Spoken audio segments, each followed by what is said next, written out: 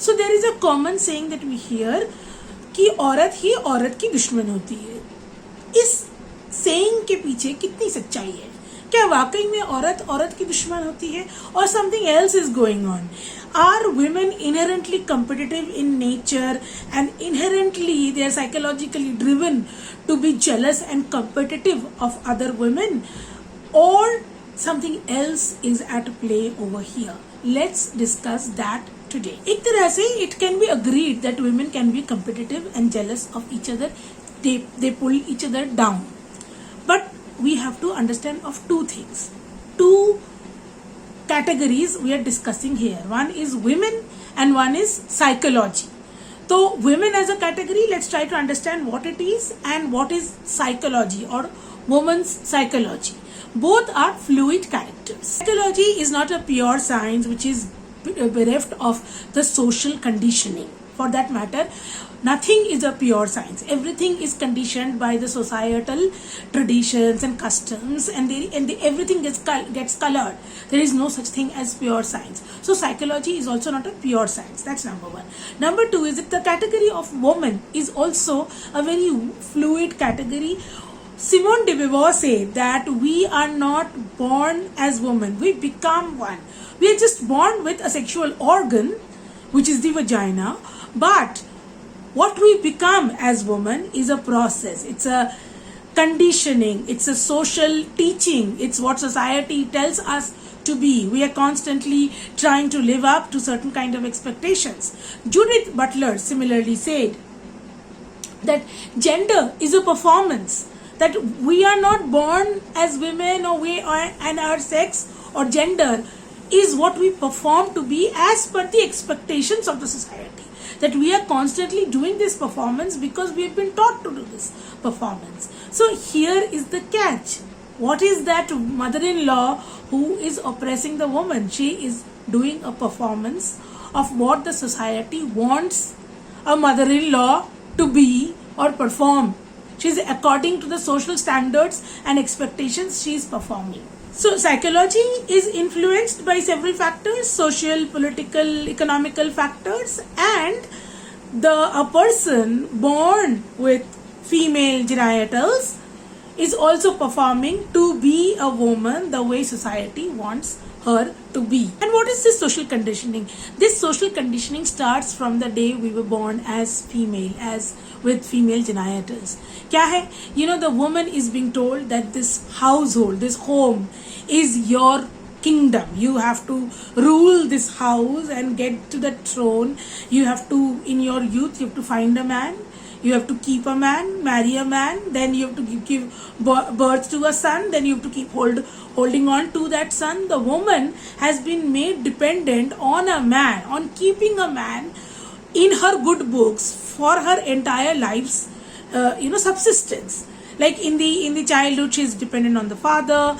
Then when she is young, she has to find a man, be appealing enough that a man will marry her. और अगर आज के ज़माने में, अगर पुराने ज़माने में देखें तो arranged marriage, अगर मैं love marriage की भी बात करूँ तो you have to appeal to a man. You have to look pretty, you have to follow social standards of beauty, and then you have to find that man and keep holding on to that man. I mean, हो सकता है that man will go after some other woman. So you have to keep that man. Why? Because without a man, the society is telling you that you have no worth. That without a marriage, you have no worth. That the society is telling you.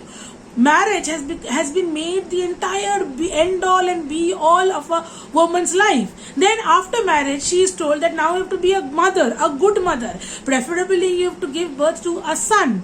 Now she is again competing within the household to be a good wife, good mother, and she's been given such a small space to show herself, to explore in her every potential. And on the other hand, the men are told that the whole world is at your feet.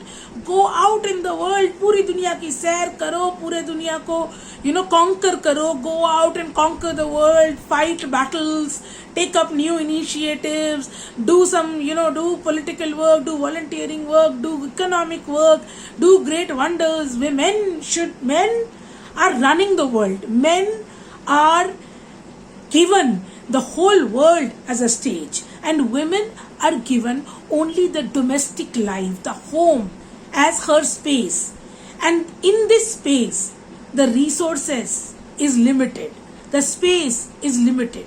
So automatically the psychology starts to build up defense systems, starts to build up survival mechanism, and starts to get jealous and insecure about other women. And this is a psychology that is happening for millions of years. From the dawn of civilization, when we started controlling women and their sexual reproductive potential, created the concept of marriage and family, and controlled women's movement. Women were told that they would be moving to the husband's home and they will be living there, and they will be begetting the husband's son and children, and the children will get the husband's name, the property will go through the lineage, and the property will all run through the bloodline will all run through the husband. So when she has been for thousands of years going through this is becoming the psychology of the woman. On the other hand,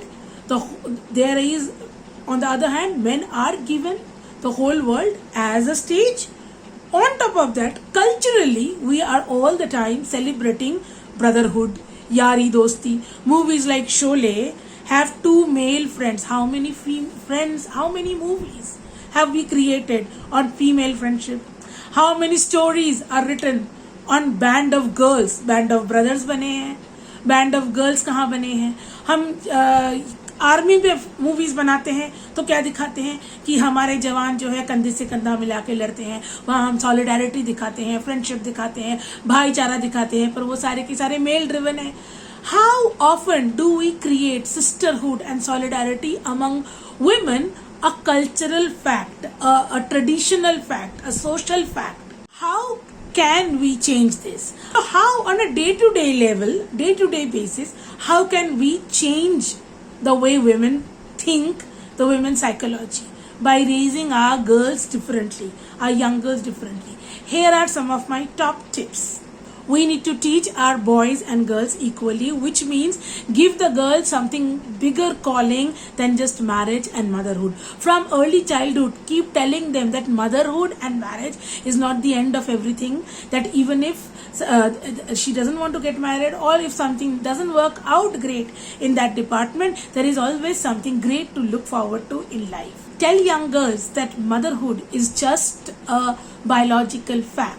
It does not define us. It does not define our purpose on earth or our relevance on earth. You have sex, you get pregnant, and that's motherhood. And all the frills and glory attached to it is just that, just social conditioning.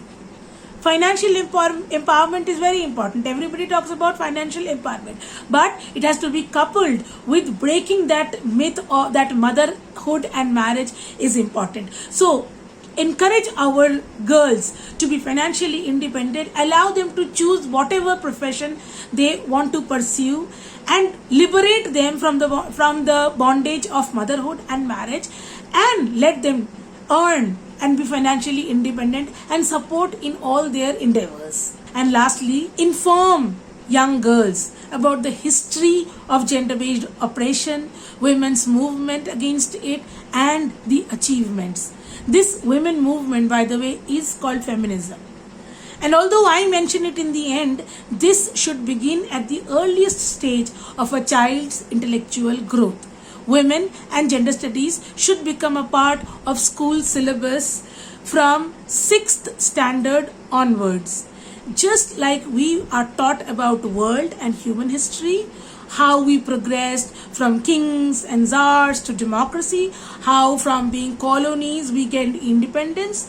Similarly, children at school must be told about how from being unequal and oppressed, women gained equality, voting rights, education rights, and what are the present challenges.